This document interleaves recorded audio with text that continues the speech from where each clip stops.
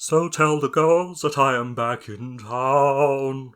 You tell them to beware. That's Hook's new theme tune, and much like this year's WarGames, it too is a load of wank. Anyway, I'm the voice of reason, Dave Stevens. I had no idea what you were doing then for a second. I was like, why are you doing a Morrissey impression to start off a professional wrestling podcast? Oh, anyway, hello everybody, welcome People are going to hear that and think they've hit the wrong link. Well, they've just got 40 seconds of shit. Well, hello everyone, this is LOB Cast Wrestling.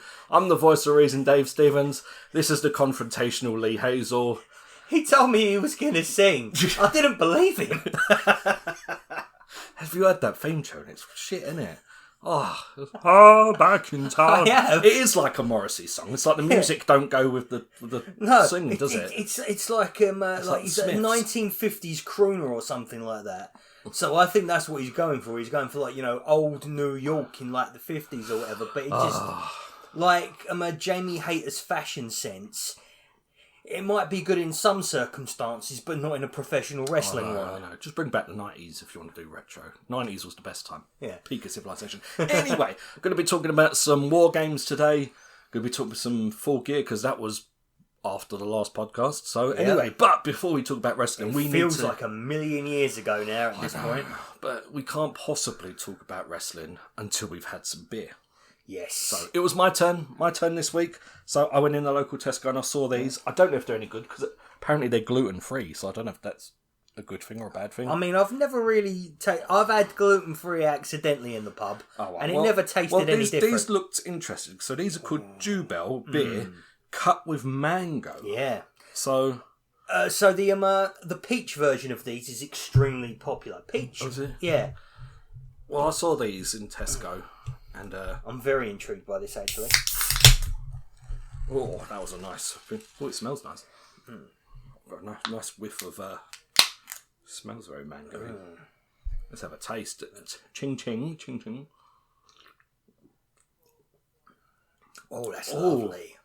Oh, I should have bought more of them. Oh, that's dangerous. That just tastes like mango juice. I only bought 4. Oh. Dave. This one I could probably down in one. It's been that kind of afternoon. Dave's had to deal with a leak today. Yeah. And not just the one that comes in his trousers. I know, fucking upstairs neighbour. Anywho, shall we talk about some wrestling? Let's hope she don't listen to this. Well, I'm sure she's not the one of 6. No, saying that, actually, people listened to the last one. I was quite impressed. Yeah. So thank you, everybody, who listened to the last one. Yes, thank you very much. And if you've bothered to return, well, thank you again, I suppose. Would you mind telling us why we're confused? Yeah, we're confused. Anyway, so shall we start with the more recent thing of WarGames? Yeah, because I might actually remember what happened. WarGames! WarGames! I've never been able to do what's his name? Not Blackpool. Regal. I've never been able to do a Regal. Do it again. WarGames! Yeah, it's not very good. No, it's not very good. WarGames! No, mine's not very good. Mine sounds like demented grandpa. Anyway. That's what he is these days, so, isn't it? WarGames. Charlie Dempsey as a kid. Shall we get... So we're 4 minutes in. We ain't fucking started yet. Right, shall we get the match listed? Well, there was only 5. I don't suppose you really need to. It was 4. The only thing is that I'm not sure I'm going to remember every single participant of all of the WarGames matches. Well, I mean, to sum up, we had 2 WarGames matches, which... They weren't very good, were they? Let's be honest. I mean, Tony Khan right now is an absolute genius for the fact that he produced a blood and guts show for free, not 2 weeks removed from this, and that blood and guts show was actually so much better than this 30 quid in America pay-per-view. Well, we kicked off with the women's one, and... Yeah, this was bad. This was like God. I mean, you know what? I mean, if it was like in a bubble, it would have been alright.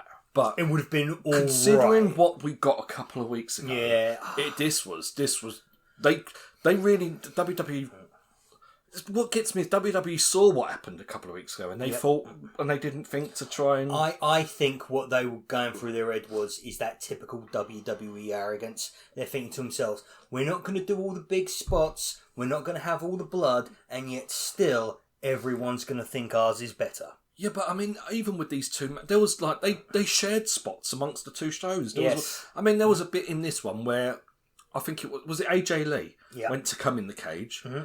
And Becky Lynch, I think it was, held the cage so AJ Lee had to climb over. Mm-hmm. And then the men's one came along and they did the same fucking thing. Well, that was CM Punk not being able to let his wife have something of her own. Oh, it was just... Mm-hmm. Yeah, this women's one, it was a bit lacklustre, to be fair, compared to the... I mean, I'm not being funny as well. It was just like... By the time they got in and the match actually started, weren't they like 10-minute matches or something? Yeah, like I think the women's one lasted 8 minutes before it ended. I mean, it says, we've got the thing up, it says 41 minutes, but obviously, officially, the match don't start till they're all in, so it was only like about 10 minutes after they came in. Mm-hmm. Yeah, this women's one was bad. It was absolutely, like, genuinely, I think this is the worst, and I've not seen every single WWE WarGames. There are a few that I've missed, especially in the last couple of years when it's been main roster instead of NXT. But yeah, this is the worst one that I have seen them produce. Yeah, this was bad. There was not much good about this. This wasn't anywhere near as good as the Elimination Chamber that we got earlier in the year. No, the Women's Elimination Chamber was much better than this. Yep. Yeah, this was rubbish. It was rubbish. And the men's one, I mean, to be fair, right, the men's one weren't much better. Oh. But when Brock Lesnar turned up, it picked up. I enjoyed it once. Well, as soon as Brock Lesnar got in, and then obviously followed by Roman Reigns, I enjoyed the latter half of it. I mean, we had some shenanigans and stuff. So I enjoyed the last bit. But I mean, there was some stuff in here that was like, Bron Breakker nearly died. Yeah. Bron Breakker, like... And I don't know who is at fault there, because... Really, it's the person underneath Bron Breakker that's supposed to really flip him up. Yeah. But also, Bron Breakker himself is probably supposed to put a bit more momentum into his own flipping over than he. I mean, considering he does the Frankenstein and he can actually flip backwards, I'm surprised. He landed right on his neck on a. So if you didn't know, he took a Doomsday device and he basically just landed pretty much on the top of his shoulders on the back of his neck. Really, it was very high on the shoulders. And half of the competitors in that match stopped everything they were doing to go and check on him because they were convinced that would be one of the worst things. I think if that weren't Bron Breakker, someone would have died. If that was a different person, that probably would have been a very... That's the good thing about Bron Breakker is that the muscles he's got around his neck are extremely sturdy. Yeah. It's the same reason why when Brock Lesnar done his shooting star press, and landed on his head, he didn't break his neck. Yeah, I mean, this wasn't a good match. I mean, the towards the end when Brock Lesnar and Roman Reigns turned up, the star power was good, but I mean, but considering AEW's women's blood and guts match was better than both these. Yeah, I would say the men's blood and guts match was better than both of these. Yeah, but I mean, especially the women's one. That was the better. Yeah.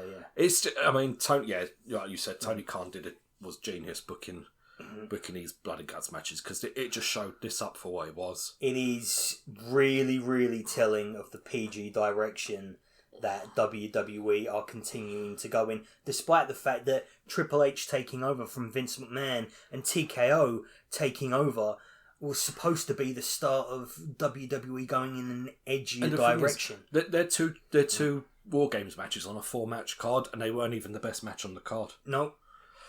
Well, what definitely wasn't the best match on the card was Stephanie Verker versus Nikki Bella. I have so much to say about... Do you know what? I've got so much to say about the stuff surrounding this, but not an awful lot to say about the match itself. It was just terrible. It weren't good. No. You know what? I mean, we was contemplating doing some like end of year awards, when we get to the thing, and I thought you think Women's Wrestler of the Year, Stephanie Verker was up there. Yeah. After this match, she's not winning that award now. Not after this. This just brought her stock right down. It's not her fault. No. It's not her fault at all. Nikki Bella has been an albatross around Stephanie Verker's neck for the last few weeks, possibly even months. Yeah. Yeah, this is just... I'm going to say it right now. I think that WWE's women's division in 2025 could even possibly be a bigger letdown than John Cena's heel turn. Well, not at the start of the year, it wasn't. Not at the start of the year, but that's the thing. There was so much promise at the start of the year. Their WrestleMania match was the best WrestleMania match. I think, yeah, I mean, we got Bianca Belair's missed most of the year. Yep. Liv Morgan's missed quite a bit. Naomi, on the beginning of one of the greatest runs of her career, got pregnant and got taken off of the show. And then NXT got gutted. They brought up like two of the best wrestlers on NXT. And not used one of them, pretty much. Gave Julia a belt. Yeah. And nothing else. As soon as they gave her the belt, it was like, right, you stay in your corner until we can take it off of you. Yeah. It was, so there was so much promise at the beginning of the year, but how it's turned out, I mean, Becky Lynch for me was one of the greatest women's wrestlers of all time, and now, especially after this performance in Hell in a Cell, in WarGames, I think she has just joined her husband in being this mindless, gurning fool. Well, to be honest, with in a Continental title run, I was enjoying it. I was enjoying the whole "I'm the best women's wrestler. It's not me saying it." All that business. I think she has absolutely run that gimmick into the ground. Yeah, and I think this it was bad. It was bad. It's like all she does now is she just makes faces and she chats bollocks, and she doesn't wrestle like she used to. No, but funny enough, match of the night was Dominic Mysterio versus John Cena. What a highlight on an otherwise dull show, to be fair. Dominic Mysterio should be John Cena's final opponent. And the reason why I say that is because Dominic Mysterio is the new John Cena. Think about it. He has got an obnoxious, youth-focused gimmick that gets him more cheers as a heel than most of the baby faces on the program. He is hugely popular, especially with women and kids. That's John Cena in 2025. It looks like he's going to be fighting Gunther, isn't it? Really, It does. It's Gunther or LA Knight through to the final, are they? Two people that he has had absolutely fuck all to do with his entire career. And that's not a bad thing. He should have been facing new faces throughout his final run. Not Logan Paul 5 times. No, but also, has he ever spent time in the ring with Gunther? Has he ever had a promo with Gunther? Has he ever, so much as recorded a video package about Gunther? No, he hasn't. So what the hell is the story going to be between him and Gunther in his final match? I'm so confused. Dominic Mysterio was such a better choice, and this match massively made me think this was good. I was thoroughly sports entertained by this match. I did think I could have lost Finn Balor and JD McDonough. The first two people and Liv Morgan. Oh, the two girls and then Liv Morgan. Yeah, you could have got rid of the other two. Yeah, but I mean, it was just good old fashioned shenanigans. I loved it. It was good, and I was surprised that John Cena lost the belt. I was like, I know. I do feel like that's probably the right choice. I liked the injury fake. That was quite good because they made that look quite good. I see. I was like. Right, so it's a repeat of the injury thing that happened with Penta, Yeah.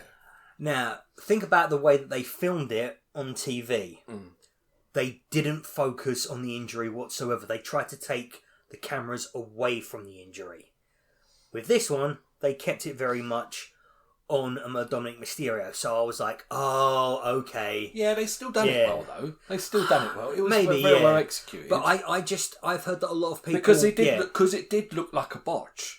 The move itself did look like a botch. You can see Cena as well. This is another reason why I didn't buy it, because Cena's face was in full-blown, not even acting mode, because if you've seen Peacemaker, you know the dude knows how to act. He is in full-blown WWE acting mode. Gulping face. Whoa. Although his gulping face was not as bad as Becky Lynch's was earlier on in the night. I will not stop on about that.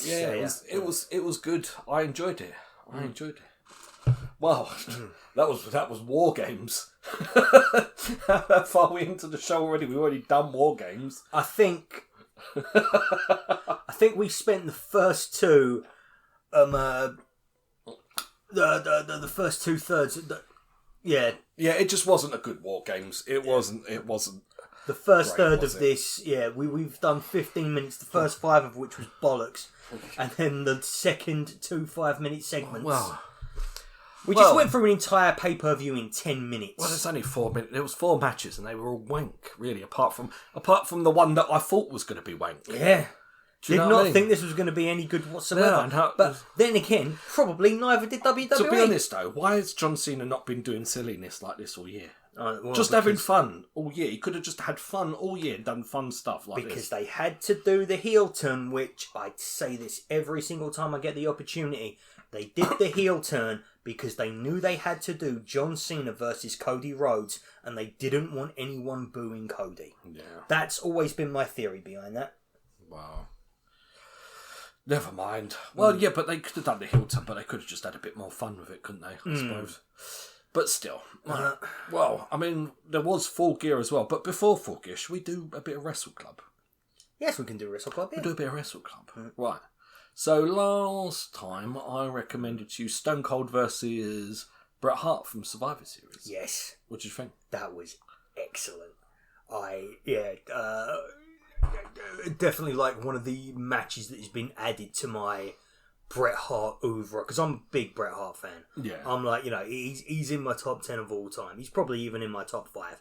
He's the first wrestler that I ever truly properly liked, that I am still no longer too embarrassed to admit that I liked. Oh, okay. Yeah. Because, before it was people like, Tatanka. I loved Virgil for quite a long while.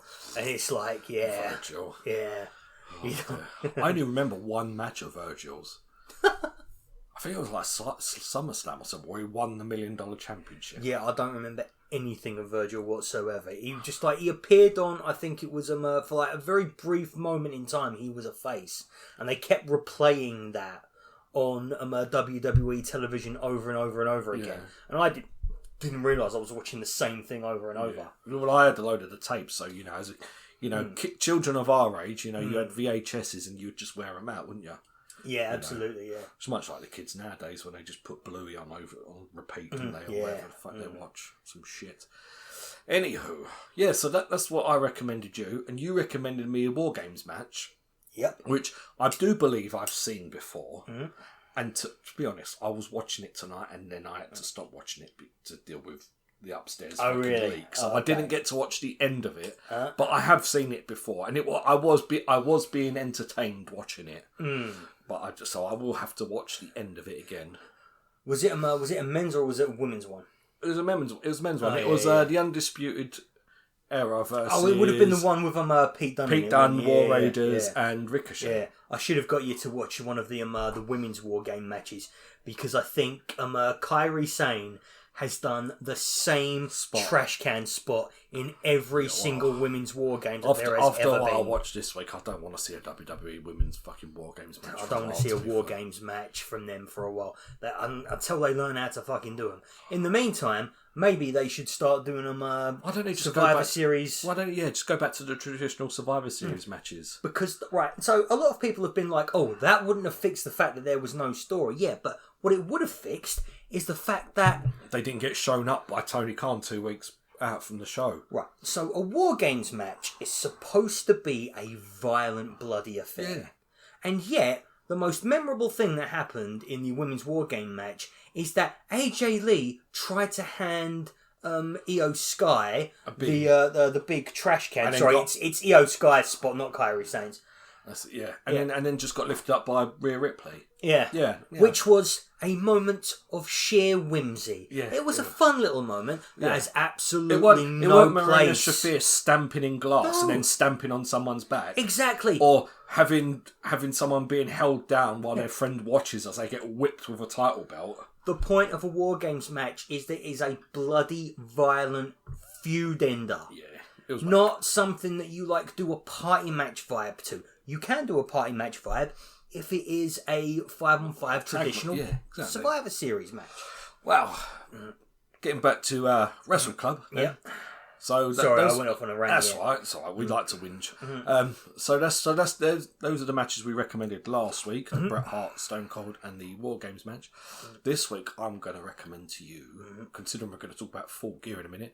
I think this was from the first Full Gear. I think it was the main event, the Lights Out match between Kenny Omega and John Moxley. Oh, fantastic! That's what I'm going to recommend. We watched that together, didn't we? I think so. Yeah. Yeah, that because we watched all of the the initial before the pandemic happened. Me and you watched all of the pay-per-views together, didn't we? Yeah. Yeah. So that's the one I'm going to recommend. I think that must have been the last one as well before Dynamite happened. May have been. Yeah, because I think. Oh no, Dynamite might have already started. I might have done. Oh, okay. Yeah, because that was like a November show. Yeah, I think that had already started because I think it was on Dynamite where. Kenny Omega got put through the glass coffee table, wasn't it? Oh, okay, right. And that led up to this match. So, yeah, because I think we had Double or Nothing. Then we had a Fighter Fest, and then didn't we have another? And then maybe another show before Dynamite started. I think we had 3. Yeah, Fight for the Fallen. Fight for Fallen. Oh, we might have had another one. What was the? We might have had an All Out as well. Yes, we would have had all that, before and Fight for the Fallen. Yes, we had 4. We had 4 before the before 4. Yeah, I think so. Wrestling knowledge. Anyway, so that's what I'm going to recommend to you anyway. Yep. John Moxley versus Kenny Omega. Cool. Do you have a recommendation? I was thinking to myself, maybe I should have done the same thing, but as I did last week for the women.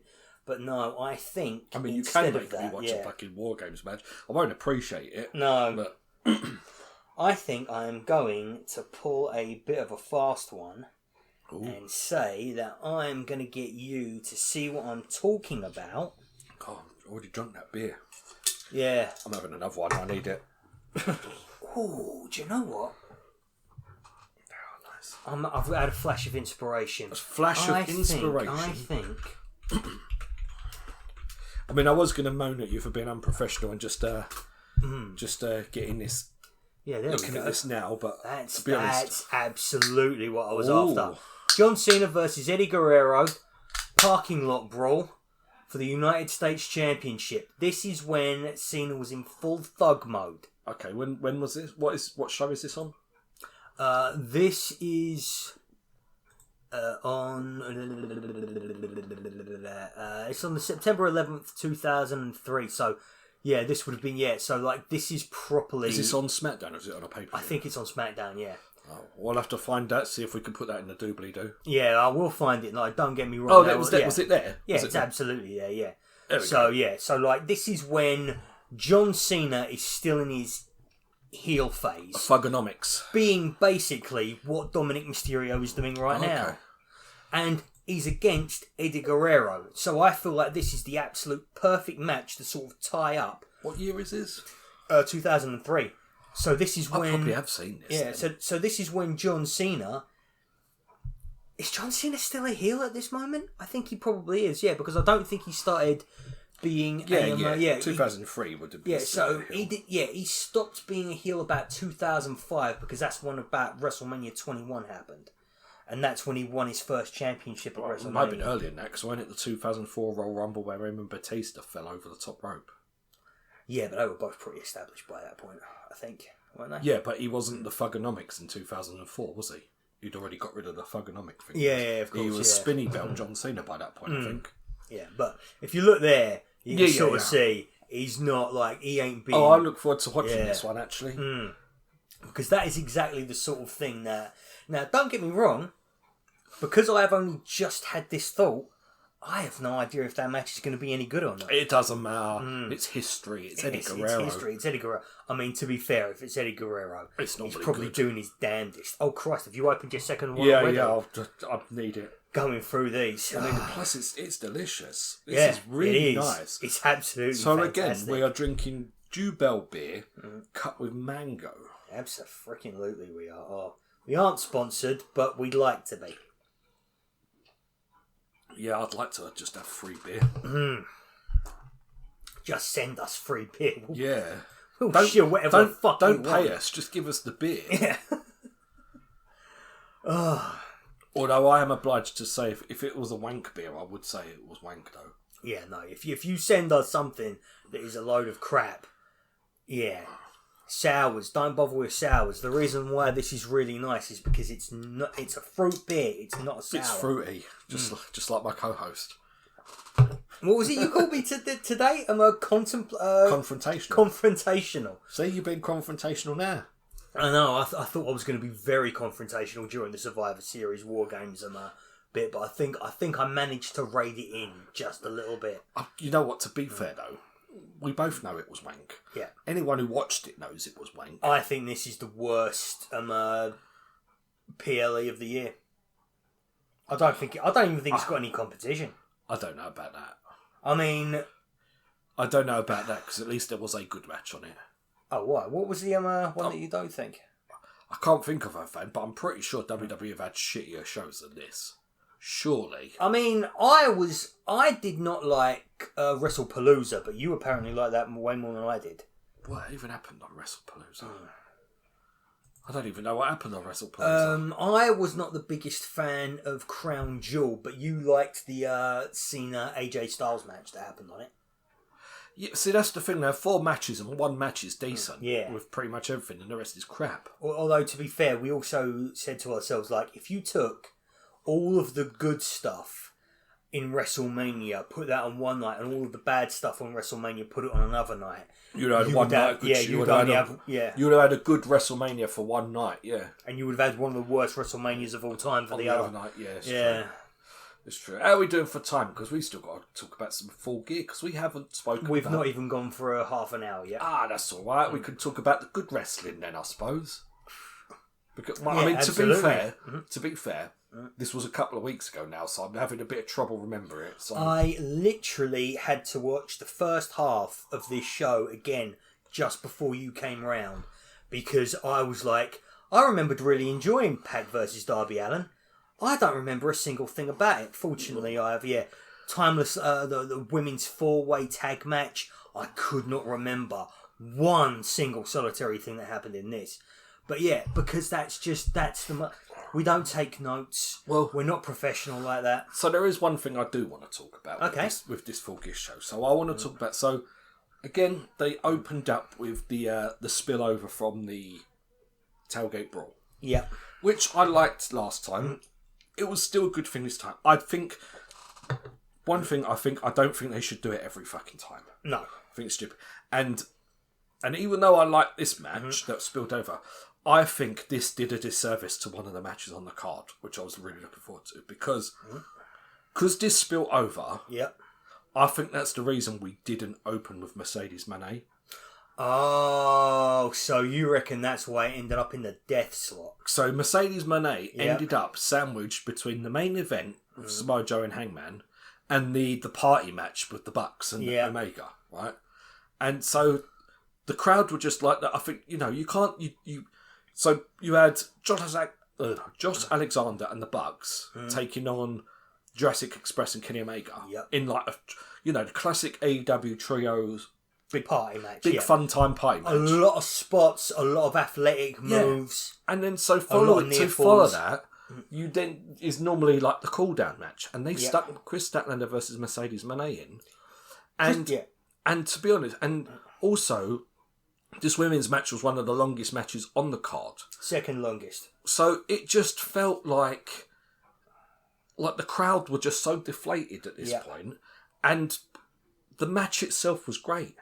I love this match. I think that this match was doing the same things as a lot of the other men's singles matches was attempting to do, and I think that they nailed it better than any of them. Yeah, but what I'm trying to convey is they put this on a place in the card that hindered it massively. Yeah.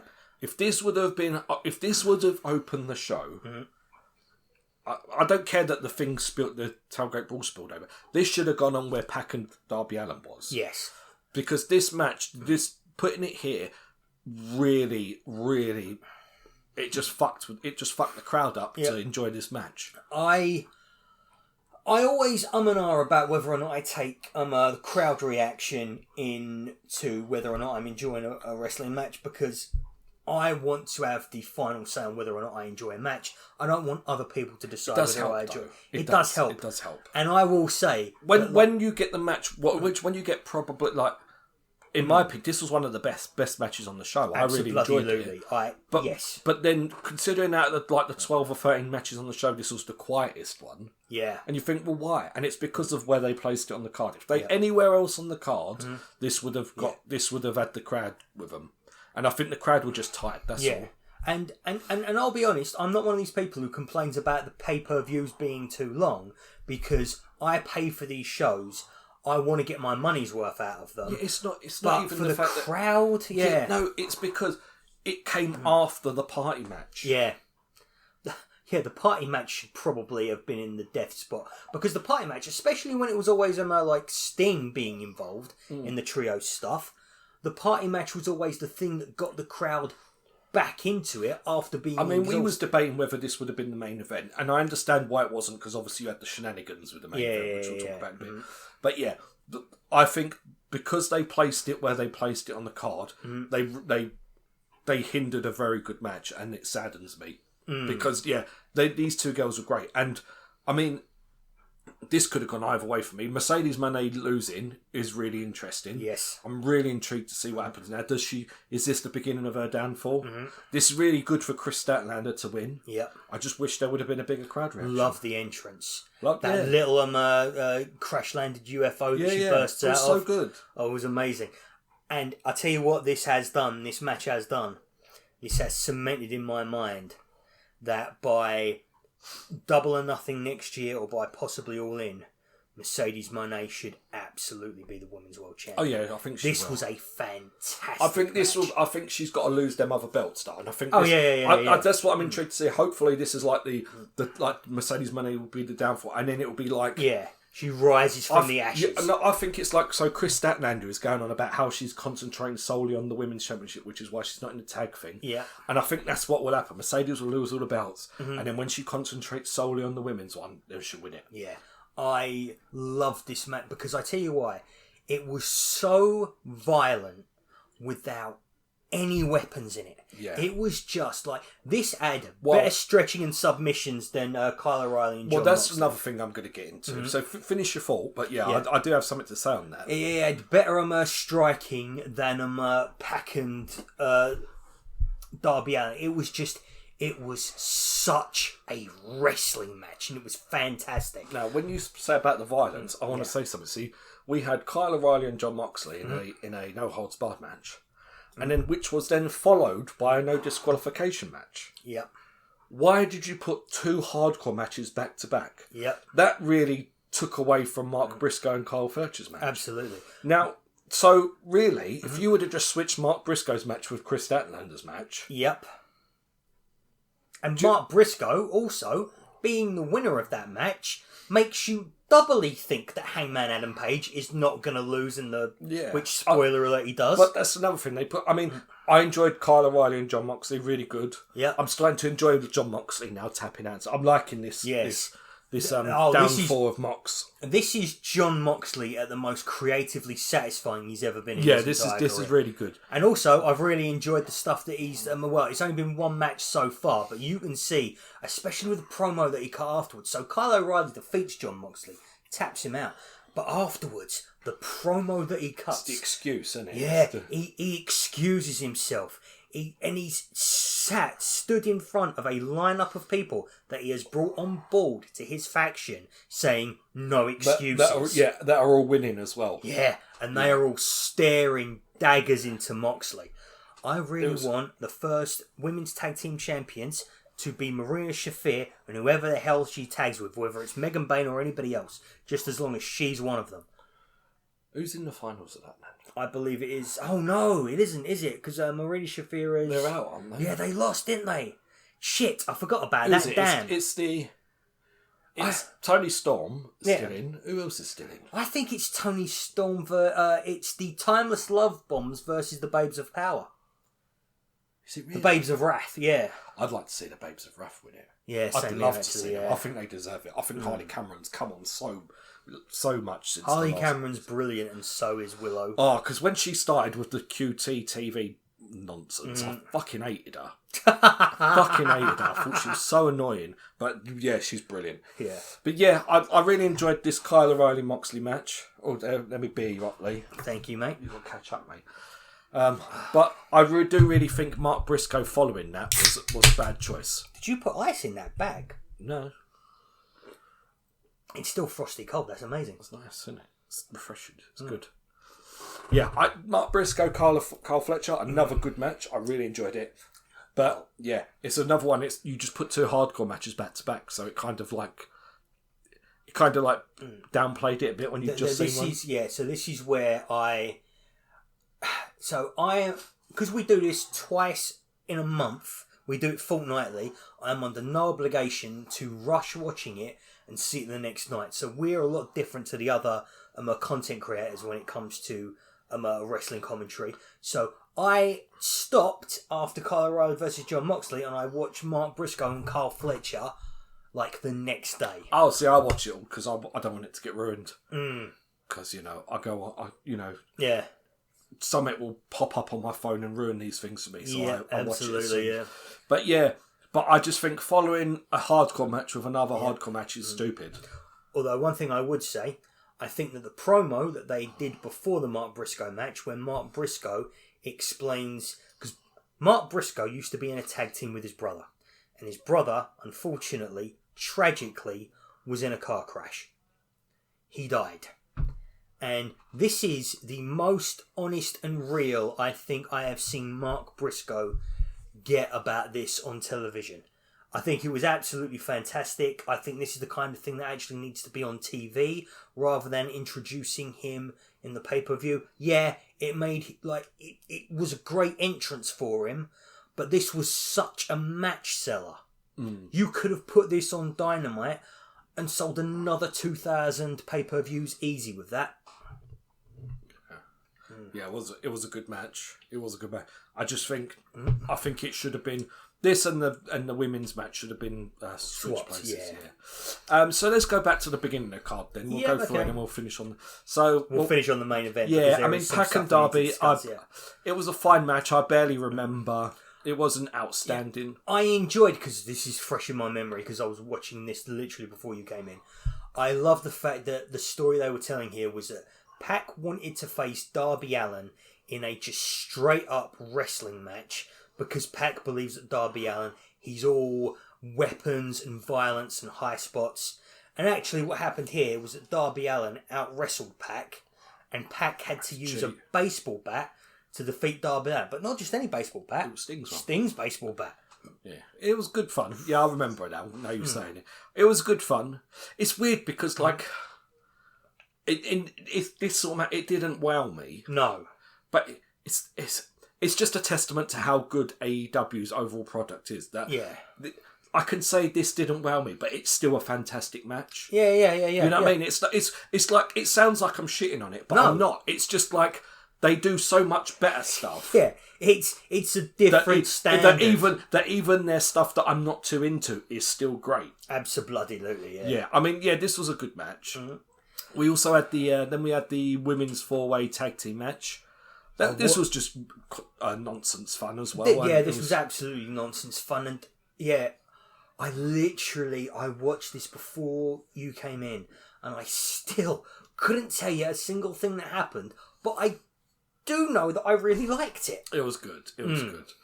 Yeah, I like it when they put all these women together. The women's division AEW is great. The combinations that they come up with and the things that they all figure out how to do with each other is just absolutely fantastic. Oh, sorry, sipping my beer. Then we had FTR and Brodido. I don't really remember much of this one. Like I said once more, this was the final match that I saw before you came in. This is the only match on the card for me that competes with Mercedes Moné and Chris Statlander. This was fan-fucking-tastic. I remember it being good, but I don't remember anything that happened. See, I think it was good because of the fact that I saw it for the second time. So I kind of I'm taking the bits that I remember and I'm adding the bits that I didn't to it. And just, Bandido is, my God, that dude, I'm so upset that he's the one who took the pin here because He's the ROH champion still, I think. Yeah. But at least they knew that they were pinning him, so they gave him literally everything. Yeah. The final spot of the match, where he points his finger guns at FTR and then he turns them into middle fingers before they give him the shatter machine to pin him for 3. Because he had something like, I would say, 7 or 8 near falls in this match, and they are 7 or 8 of the best near falls I saw this weekend. Yeah, I mean, to be honest, I just expect excellence from FTR. Yeah. I just expect it.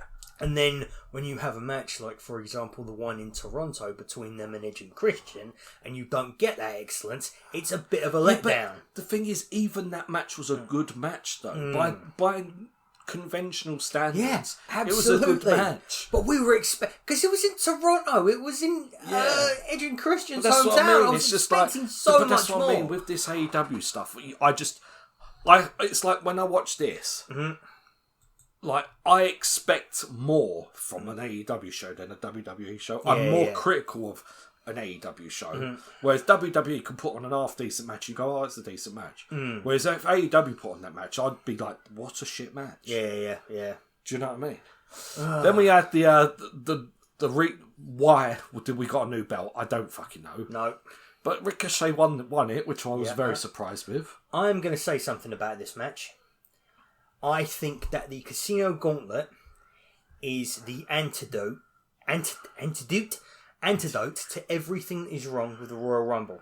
Yeah. The Royal Rumble has got always this really big flabby bit in the middle, which the Casino Gauntlet match kind of gets rid of. Another thing that it gets rid of is, so number 1 and number 2 in the Casino Gauntlet match is Bobby Lashley versus Shelton Benjamin, which they're in the same faction. Yeah. They're in the Hurt Business together. So you would think, if it was a Rumble, that they just stay together and beat everyone up. Yeah. But the problem is that only one person can win it, and they win it by pinning somebody else. Yeah, and the more people that come in, the less likely you're going to win it. Exactly. So they have to fight each other immediately.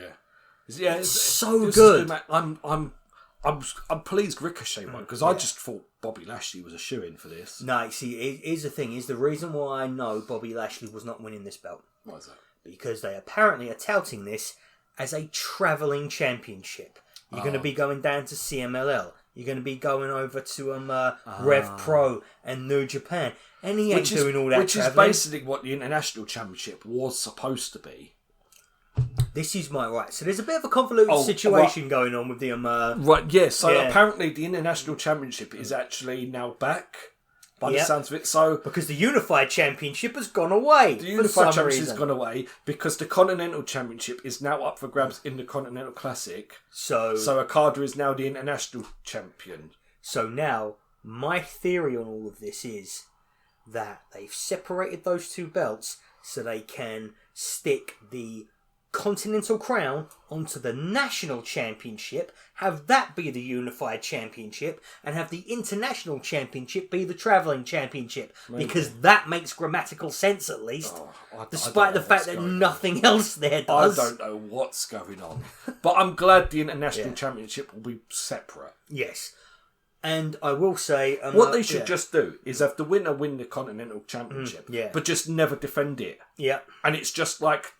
The winner of the Owen Hart one has a belt. Yeah, do you know what I mean? It's just a belt that they have because they won the championship. I will say, I've heard a few people, oh Christ, not really like this one because there was no surprises in it. Like, the only real surprise was Daddy Magic coming out. Oh yeah, there was no like new people. Yeah, I understand that. But I have to say, one thing I really liked about this match is that all of the competitors in it convinced me that they thought that the National Championship was the most important championship on earth. Every single time somebody did a high-flying spot, they leaped higher than I've seen them leap. Every single time somebody like Claudio Castagnoli, Antonio Cesaro, which one's the one in this company? Claudio is the AEW. I always forget with him which one is which. Anyway, so like, he uppercutted some people to absolute hell. And it was like, everything they were doing with like with a lot of acceleration, a lot of power, a lot of passion behind it. A lot of the old Royal Rumbles especially the ones that took place in like the 2010s, it didn't look like anyone really cared. Like, they were just like, you could knock them over the top rope with a strong breeze. Whereas with this, it looked like everyone was desperately trying to win it. Yeah, it was a good match. It was good fun.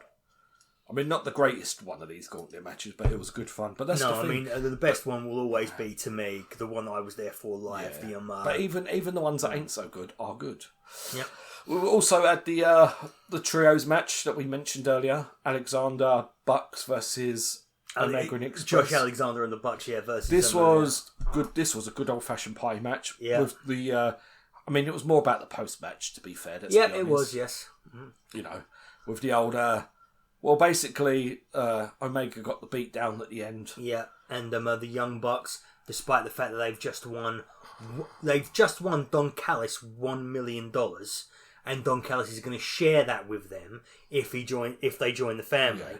They decide not to, and they decide to help out Kenny Omega, which I did not think I would care about.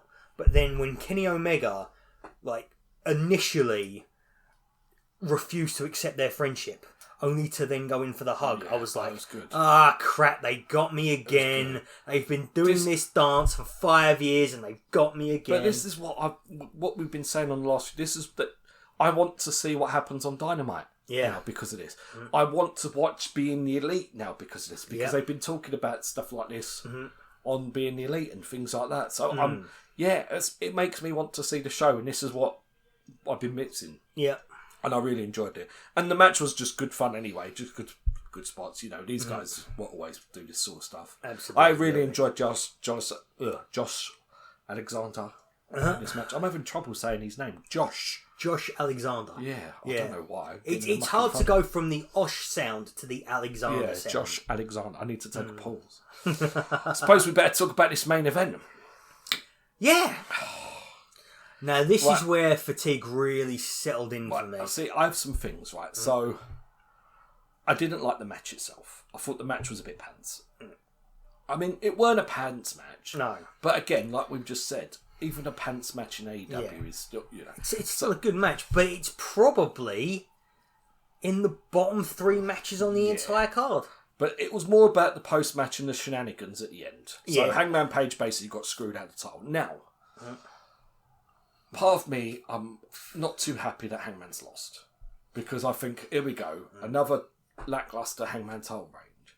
But another part of me, it's weird because it was on this show, on the LOB Cast, I've been saying, they don't change the titles randomly and there's no surprises. And then they give me one, and I don't like it. So I feel like a hypocrite. But this is the thing with AEW, is that there's never a good time to do it. There's never a good time to take the belt off of somebody prematurely. Yeah. Because it's always, this is the person that we want to be champion. Yeah. You know, I couldn't do it with MJF because he had an entire year's worth of storyline. The bidding war of 2024 and all that sort of stuff. You couldn't do it with Swerve because you can't make the first shortest champion also the first black champion. Yeah.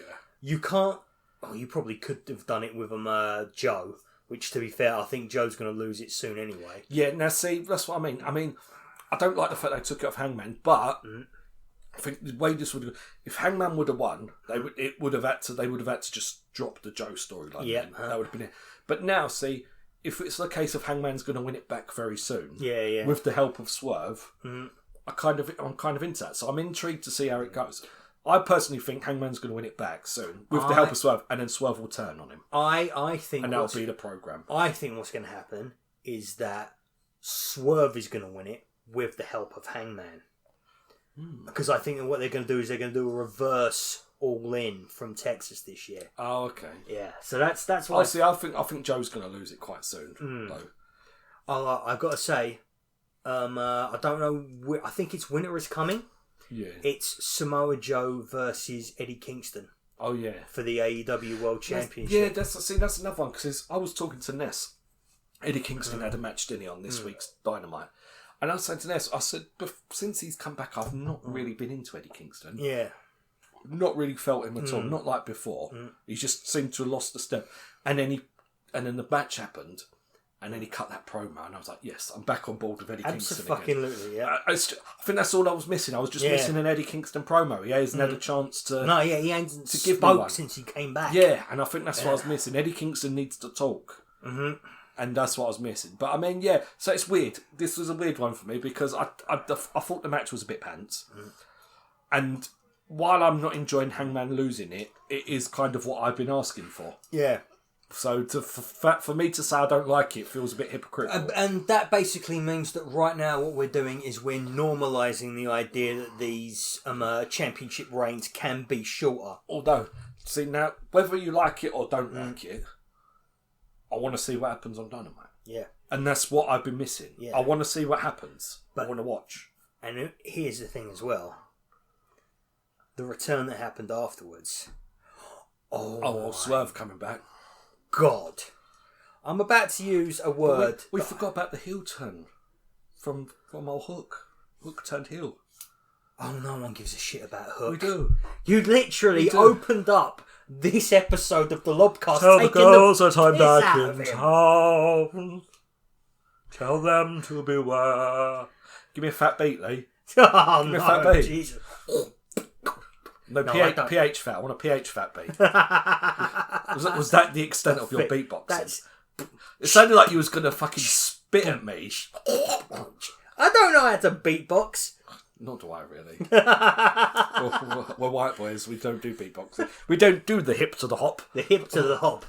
No. Tell the girls that I'm back in town. It's fucking awful. It is so bad. It's so bad. Yeah, fuck the heel turn. I mean, honestly, it probably makes more sense now that he's a heel. Yeah, let's talk about We Swerve should have seen the back. heel turn coming, frankly, with that fucking song. Yeah, let's talk about Swerve coming back, because I was so happy. It opens up. There is a house in a field on the screen. And the house starts to burn. Oh, it was good. There is a word that I don't like using when it comes to professional wrestling because I think it's been devalued. I think the people who use it don't have a fucking clue what it's actually about. That word is aura. Swerve Strickland has fucking aura. Yeah, he's the man, and he is the man. It was like a superstar. It was the same feeling I had when Brock Lesnar came out in the WarGames thing. He has it. You know what I mean? He's got like big star energy. When he walks down a ramp, I genuinely believe that someone is going to die. Yeah. He's put on a bit of mass as well since he's been he's a big boy. He's a big boy. I like him big. I bet you do. Like a bit of BBC. Jesus Christ, Dave. God. It was you who was going on about fucking Jey Uso's face full of jism last week. Okay, so this is Dave Stevens' appropriate joke of the week this week instead of a bit of BBC. A bit of BBC.